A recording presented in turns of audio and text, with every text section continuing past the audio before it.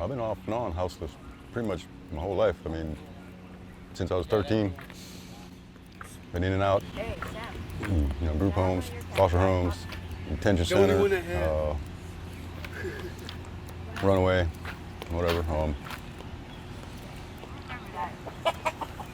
But for the last 6 years, I've been down here, back home. And it's ridiculous the cost, the price you gotta pay for even a bedroom.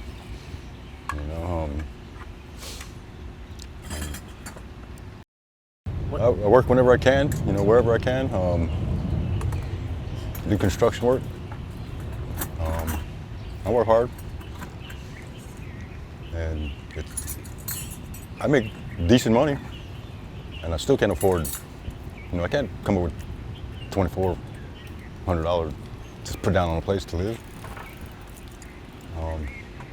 Pretty much live day to day.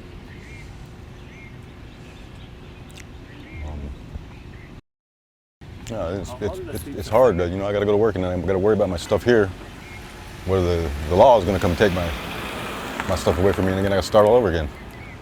It's like a vicious circle.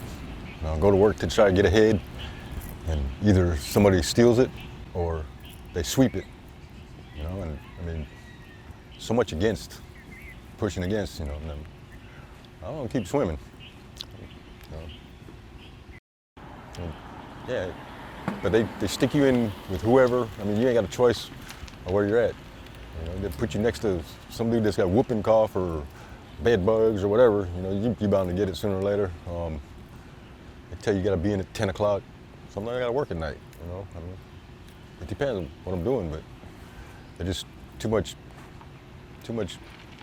against, too many cons than pros for me. Hot water, man, big deal.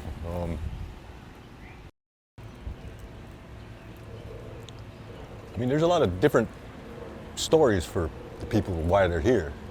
There's people who are mentally ill. There's people who are just, lost their job and had nowhere else to go, couldn't come up with the money. There's people that just like being outdoors. I mean, don't like being bothered by other people. They just want to have their own little area. I hope everybody finds, what they're looking for.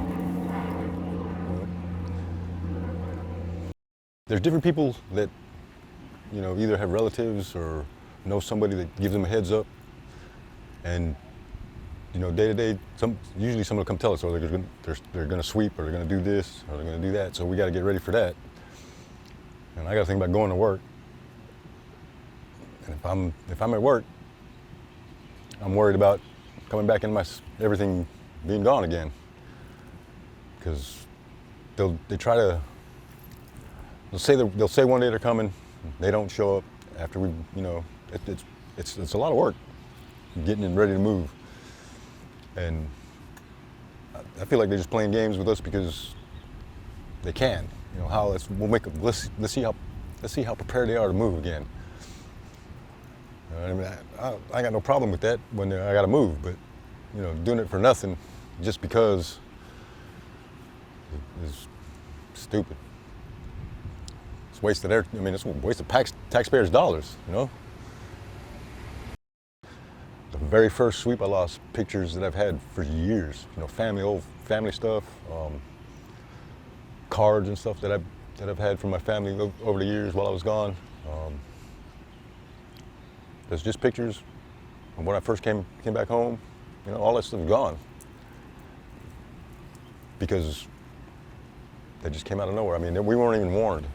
I was staying in Ivalé at the time, and they just pull up, and you hear all of them pull up, and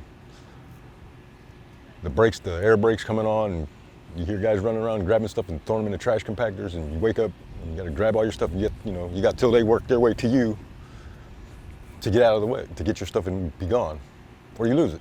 If they come down and they put a yellow tape around your area, they won't let you in.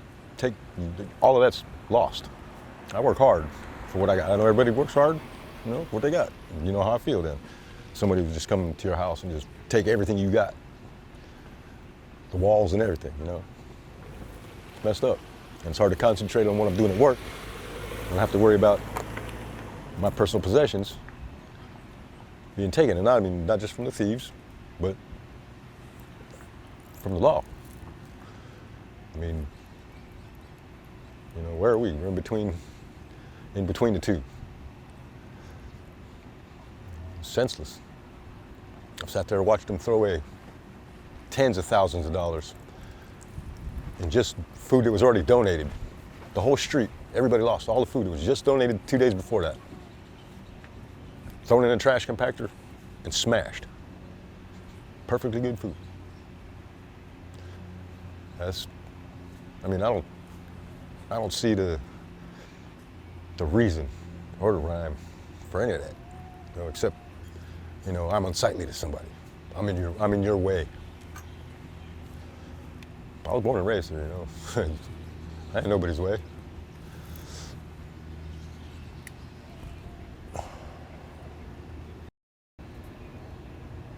I experienced a lot of aloha just from individuals and, you know, a few churches.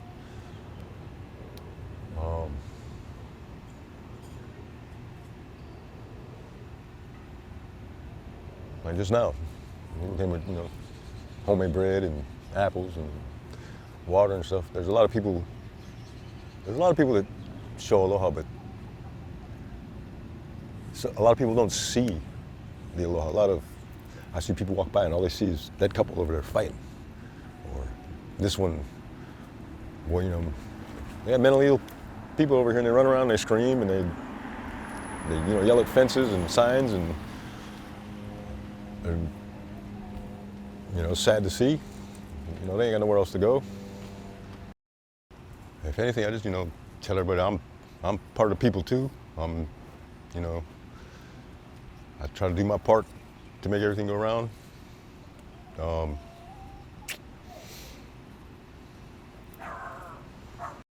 Yeah, all of us down here, we're just like you guys, except we don't live in a house. Everybody's got their downfalls, their faults, and we ain't no different from anybody else. We got our faults down here too. You know, I'm not a laborer. I mean, I do labor work, but I do everything from running heavy equipment, cranes on bridges, to electrical framing. You know, I work. I can support myself, and you know, I just have to continually worry about what's going to happen to my stuff during the day while I'm trying to put food in my belly. You know, and get along. And I'm not greedy. I don't want $1 million. I just want to, you know, be able to eat every day, be happy every day. You know, go to sleep every day, not worry about, you know, some dude in uniform coming and waking me up, ruining my rest. You know, because I got to move my stuff off of the sidewalk, or I got to move my stuff out of the park because it's closed.